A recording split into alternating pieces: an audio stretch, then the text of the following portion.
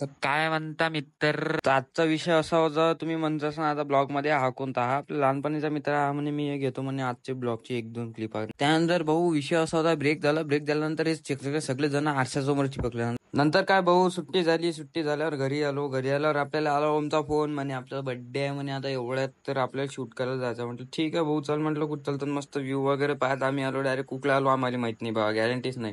ओमले म्हटलं बा जास्त ऑपरेट नको करू, देशील म्हटलं सांडून येतं. तर भाई एका अशा जागेवरून बसलो ना, कुठं आलो एक्झॅक्ट आम्हाला पण माहिती नाही, बट अशा जागी आलो ना, हे बघा इथं हे असं किती भिवून असं भीती वाटायचं दहनात जराशे.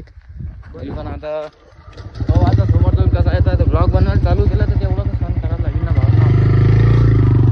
तर भाई समोर जाऊन एक असा टर्न आला ना, तर तुम्ही विचार पण नाही करू शकत आपल्या मूर्तीच्या पुरात पण कोकणासारखी वाईब आहे म्हणून.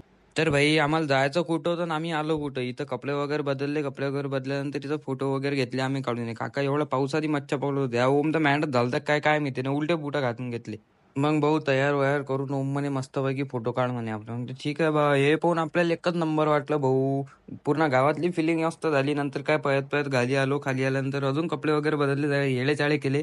यायला केल्यानंतर ओम म्हणे लवकर इकले म्हणे, आपल्याला मस्तपैकी व्ह्यू वगैरे दिसला म्हणे. आता काही इथं येऊन बसलो जरासा, मस्कऱ्या वगैरे केल्या. मस्कऱ्या केल्यानंतर काय निघालो आम्ही घरी जाण्यासाठी. इथं आमच्या मागं कुत्रच लागलो ताकदनं. तर तुम्ही म्हणसाल हे काय, तर असं काही नव्हतं बा, ओम्या मॅट झालं काय मी गोटेच मारे. तर मी काय म्हणलो तो, आपण ब्लॉग स्क्रिप्टच्या हिशोबाने आज केला, तर तसं काही नाही, आमच्या मागं काही नव्हतं लागलं. आम्ही तसंच पळालो होतो स्क्रिप्टच्या हिशोबाने. देण्यात गेली चप्पल पाळून, चप्पल पाळली कशी, चप्पल उचलली, नंतर ऑफरोडिंग करून अजून निघालो आम्ही घरी जाण्यासाठी. तर भावांनो, आपल्याला याच्या मागं काहीतरी याच्या मागं आपल्याला काहीतरी दिसलेलं आहे इथं थोडंफार. हे पा ते पा ते